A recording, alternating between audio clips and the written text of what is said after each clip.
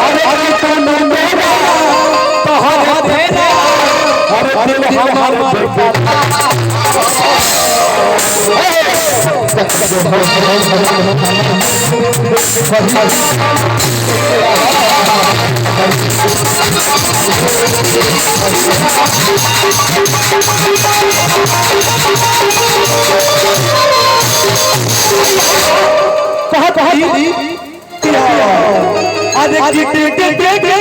यार मिली है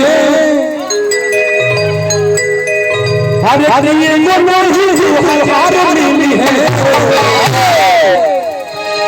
इतना दूर पर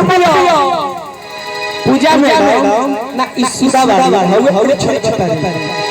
इतना दूर पर ना टट जाए अच्छी से सब जाए आयतना चढ़ल जाने पर मन ए हमार माल ए हमार परिश्रम समय आइला पर ये झूल लगता है आज कहां हाल चल तो यही सही है तो सब लोग देख कर चलो देख बा रूप रूप कमाई हो रूप है जो रूप खाई देता